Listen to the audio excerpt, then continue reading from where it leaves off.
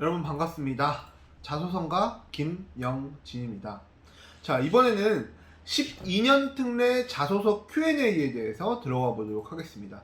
아무래도 12년 특례를 쓰는 친구들이 이제 자기소개서에 대해서 굉장히 고민이 많을 텐데, 이제 후기 전형 같은 경우는 곧 있으면 자소서가 시작을 하잖아요. 그렇기 때문에 여러분들이 이제 이 자소서를 어떻게 써야 되나? 잘 써야 될까? 어떻게 뭐 첨삭은 받아야 되나? 뭐 이런 고민들이 많을 텐데, 이러한 고민들을 하나로 모아서 제가 질문과 답변을 해보도록 하겠습니다. 일단은 가장 많이 받았던 질문 베스트 5만 뽑아봤고요. 그거에 대해서 답변 들어가도록 하겠습니다. 자, 첫 번째, 12년 특례 자소서 중요한가요? 라는 질문에 대해서 이제 학생들이 굉장히 많이 물어보시는데, 일단 결론적으로 말씀드려서 솔직히 중요합니다. 오히려 3년 특례보다 더 중요할 수도 있어요. 일부 대학에서는. 자, 그게 왜 그러냐면 12년 특례 같은 경우는 학생들 보시면 아시겠지만 대부분의 학생들이 뭔가 3년 특례와는 다르게 스펙이나 이런 것들이 없어요. 사실 스펙 그런 거 없고 그냥 말 그대로 학점 이런 것들, 학점이나 뭐 어학 성적 뭐 많으면 뭐 그 정도만 있고, 그렇기 때문에 거의 대부분 이제 학교에서의 이런 선생님들께서 이제 자기소개서에서 실제적으로 어떤 이 친구들이 무슨 생각하고 있나 이런 것들에 대해서 궁금해하기 때문에 자소서를 통해서 이것들을 파악을 합니다. 그렇기 때문에 이제 그 차원에서 중요하다고 말씀드리는 거고, 그런데 이제 제가 또 기준에 대해서 말씀을 드리면, 솔직히 여러분 유튜브는 아무래도 솔직하게 좀 유행이지 않습니까? 그렇기 때문에 사실 12년 특례는 여러분도 아시겠지만 대학을 잘 가요. 대학을 잘 가는 건데, 기본적으로 여러분들이 만약에 한양대 이상, 그러니까 성대부터 시작해서 이 대학교에 가려고 하면은 사실 자소서를 조금 더 중요하게 생각하셔야 됩니다.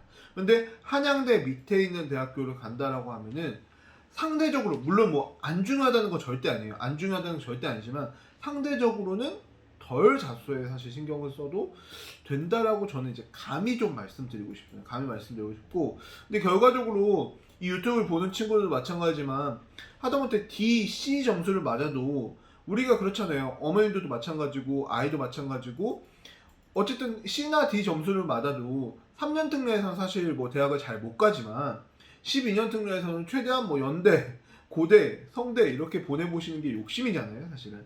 그런 학생들을 위해서는 그게 중요합니다.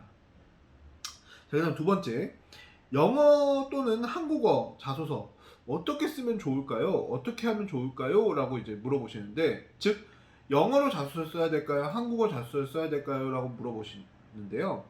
이거는 한국어가 가능하냐 불가능하냐에 따라 다를 것 같습니다. 자, 케이스 첫 번째, 만약에 이 친구들이 한국어가 가능하다, 12년 특례 아이가 한국어가 가능하다라고 하시면은 영어나 한국어 중에서 물론 영어가 더 편할 수가 있겠지만 가급적이면 한국어를 쓰는 게 좋습니다. 자, 그 이유는 뭐냐면 12년 특례에서 이제 그 학생들, 그러니까 이제 학교에서 제일 좀 중요하게 보는 것 중에 하나는 이 친구가 과연 이 대학에 왔을 때 적응을 잘 할까? 이거예요. 그런데 이 친구가 만약에 한국어로 굉장히 유창한 실력을 뽐내면 적응 잘하겠구나 라고 생각을 하기 때문에 영어와 한국어 중에서 한국어가 아예 가능한 친구들은 이제 한국어를 최대한 쓰는 게 낫다라고 말씀드리고, 그 다음 또한 이제 이런 경우들은 삼가해 주세요. 뭐냐면 한국어가 가능하다, 한국어가 진짜 한국어를 쓰는 게 좋다라고 해서 엄마가 대신 써주는 친구도 있어. 물론 그건 어쩔 수 없겠지만 본인이 한국어를 아예 못해. 한국어 아예 못하는데 자소서를 엄마가 써줘가지고 한국어를 되게 유창하게 쓴 거예요. 그런 경우들은 아무래도 이제 입학사정관이 보기에는, 담당관이 보기에는 다 알아듣겠죠. 그러니까 너무 이제 엄마 한국어랑 영어 실력이 많이 차이가 나는데 억지로 한국어를 쓰지 말라라고 하는 거고, 쌤 영어로 쓰는 게 훨씬 더 편하고 영어를 잘 못해요 라고 하는 친구들, 두 번째 케이스, 그런 친구들은 영어로 쓰는 게 좋습니다. 근데 대신에 전제 조건은 뭐냐면 한국어로 썼을 때 진짜 아무것도 못 쓰고 거의 그냥 말 그대로 초등학생 수준이다, 이러는 경우라고 하면 당연히 영어로 쓰셔야죠.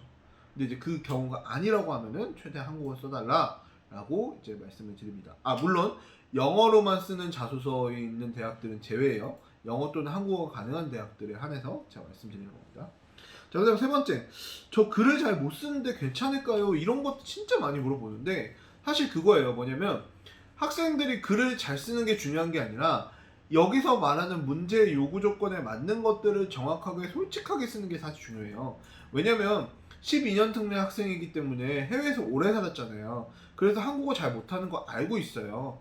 학부모님들도 마찬가지겠지만 이제 대학교의 담당관님들도 너무 잘 알고 있기 때문에 글을 잘 못 쓰는 게 중요한 게 아니라 여기에 해당되는 문항에 대해서 얼마나 솔직하고 정확하게 쓰냐, 그게 사실 중요한 거예요. 그렇기 때문에 글을 잘 못 쓰기 때문에 첨삭 받는다, 뭔가 자소서 컨설팅을 받는다라고 보다는 내가 내용이나 이런 부분에 대해서 뭔가 좀 내용적인 부분에 대해서 어드바이저 해주고 그런 것들이 중요하기 때문에 컨설팅 받는다라고 이해하시면 되겠습니다.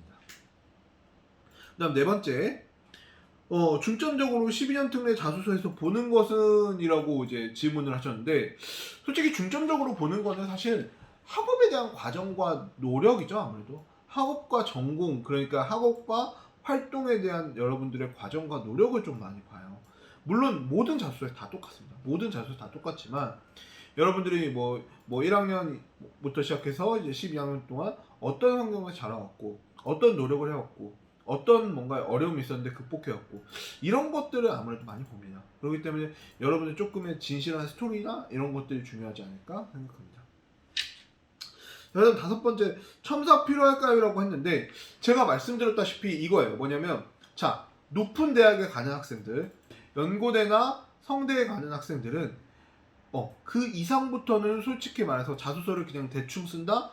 아니면 난 무조건 붙겠지, 난 성적 되는데 무조건 붙겠지 라고 하면 오산입니다. 알겠죠? 첨삭 필요해요. 첨삭 필요하고 물론 당연히 본인이 잘하면 첨삭 받을 필요 없겠죠.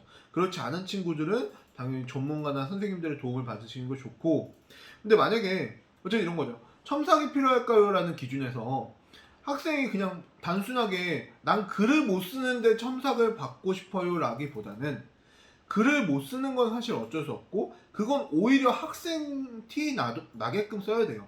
그러니까 저도 마찬가지로 첨삭을 하게 되면은 학생 티 나게끔 쓰는 거에 대해서 첨삭을 해주는 거지 제가 무슨 수려한 문장으로 바꿔주거나 그러지 않아요. 왜? 12년 특례 학생들은 글을 못 쓰는 거 어차피 아니까. 자, 그렇기 때문에 어쨌든 무조건 가능하면은 그냥 첨삭은 좋은 대학을 가려고 하는 친구들은 받는 게 좋다. 아니면 좋은 대학을 목표로 하는 친구들은 가는 게 좋고, 그 다음에 그냥 단순하게 글을 못 써서라기보다 난 내용적으로 어떤 내용이 들어가는지 모르겠고 그래도 이 자소가 중요할 것 같아서 좀 어드바이징 받고 싶다. 이런 친구들이 이제 첨삭을 받으시는 게 좋습니다. 무슨 말씀인지 아시겠죠?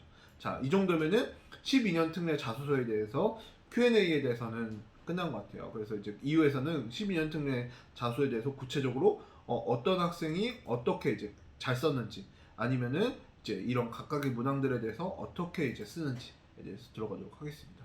네, 수고하셨습니다. 감사합니다. 구독, 좋아요, 알림 설정 부탁드립니다.